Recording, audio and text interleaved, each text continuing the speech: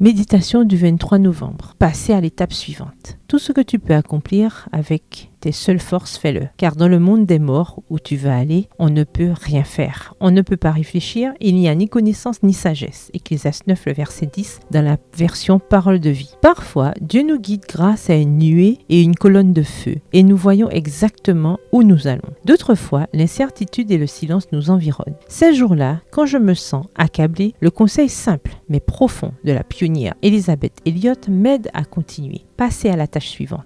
C'est-à-dire, accomplissez simplement votre devoir immédiat. Sortez du lit, prenez un bain, préparez quelque chose pour le petit déjeuner, passez à l'étape suivante. Elisabeth Elliot est passée par de nombreuses souffrances et privations pendant sa vie. Son premier mari, Jim, a été assassiné pendant qu'il était missionnaire parmi les tribus Quechua en Équateur. Son second mari est décédé d'un cancer. Elisabeth s'est retrouvée obligée de faire face à des situations compliquées et de prendre des décisions difficiles en tant que veuve et mère seule. Cependant, en faisant confiance à Dieu, elle a continué à avancer et à accomplir son devoir. Dans son livre « Suffering is never for nothing », Souffrir n'est jamais pour rien, elle dit « Je ne connais aucune formule plus simple pour avoir la paix et pour soulager le stress et l'anxiété que ces paroles de sagesse tellement pratiques et sensées. Faites ce que vous devez faire maintenant. Ceci m'a aidé dans mes souffrances plus que toute autre chose que je puisse recommander. Je pense que cela peut nous aider aussi. » Quand Ruth et Noémie sont retournées à Bethléem de Juda, les mains vides et sans aucun espoir, Ruth a fait sa petite part. Elle a glané des épis, voir Ruth le chapitre 2. Son avenir était incertain, mais elle a accompli son devoir et en le faisant, elle a connu celui qui serait son futur mari, Boaz. C'est pourquoi, ma chère amie, en attendant que le Seigneur nous donne des instructions plus claires, accomplissons la tâche la plus immédiate à faire et laissons le reste entre ses mains. Ayons confiance en la sagesse de Dieu. L'incertitude ne dure pas éternellement, mais la miséricorde, oui. À mesure que nous avançons